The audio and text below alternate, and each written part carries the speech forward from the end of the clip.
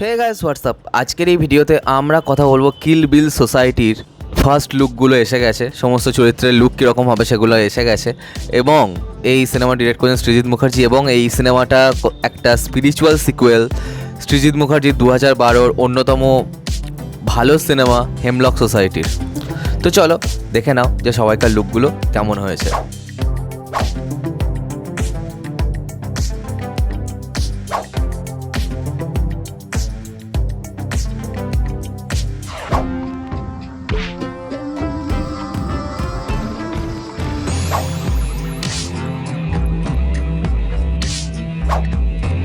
তো প্রথমে আমরা এখানে পরমব্রতকে দেখতে পাবো, পরমব্রত চ্যাটার্জিকে দেখতে পাবো আনন্দ করের চরিত্রে। এবং এই সিনেমায় পরমব্রতর যে নামটা, এটা ইটসেলফ একটা দারুণ ছিল। এবং সৃজিত মুখার্জির সমস্ত সিনেমায় নাম নিয়ে একটু খেলা থেকেই থাকে, আনন্দ কর যেরকম। অন্যদিকে আমরা যদি জুলফিকার সিনেমা দেখি, সেখানে নার্সের নাম ছিল নিয়তি দে, এরকম নাম থেকেই এসছে অল ওভার দ্য ইয়ার্স। এখানে আমরা কৌশানীকে দেখতে পাচ্ছি, কৌশানীকে দেখেও বেশ ভাল লাগছে। এবং অন্যদিকে সন্দীপদাকে দেখতে পাচ্ছি, অনিন্দকে দেখতে পাচ্ছি, এবং দেখতে পাচ্ছি বিশ্বনাথকে।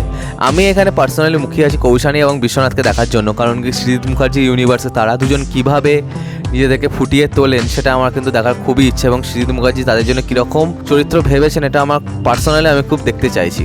এবং অন্যদিকে আমার কিন্তু আনন্দ করার যে চরিত্রটার যে লুকটা, সেটা দেখে কিন্তু একটুখানি হলেও আমি কিন্তু চমকেই গেছি।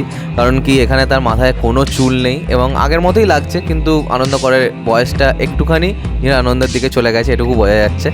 এবং সৃজিত মুখার্জি আর যাই হোক একটা কাজ করে থাকেন হেমলক সোসাইটিতেও আমরা দেখেছিলাম যে একজন কমার্শিয়াল স্টারকে নিয়ে থাকেন একদিকে, অন্যদিকে একজন middle of the road cinema যিনি করেন তাকে নিয়ে নেন। এখানেও কিন্তু তার অন্যতা হয়নি, কারণ কৌশানী কিন্তু একজন কমার্শিয়াল স্টার, ঠিক আছে, তিনি কমার্শিয়াল সিনেমাতেই সচরাচর অভিনয় করেছেন বহুরূপীকে ধরেও। এবং অন্যদিকে পরমব্রত কিন্তু কমার্শিয়াল ফিজিবিলিটি অতখানিও নেই, তিনি কিন্তু সচরাচর একটুখানি মিডল অফ দ্য রোড সিনেমাই করে থাকেন। তাই এই জিনিসটা কিন্তু সৃজিত মুখার্জির ক্ষেত্রে আমরা হেমলক যে ইউনিভার্সের ক্ষেত্রে কিন্তু আমরা দেখতে পাই। আগেরবার ওখানে জিতের একটা ক্যামিও ছিল, সুপারস্টার জিতের। এবার দেখা যাক, যদি কারো ক্যামিও থাকে আশা করি বেশ ভালোই লাগবে।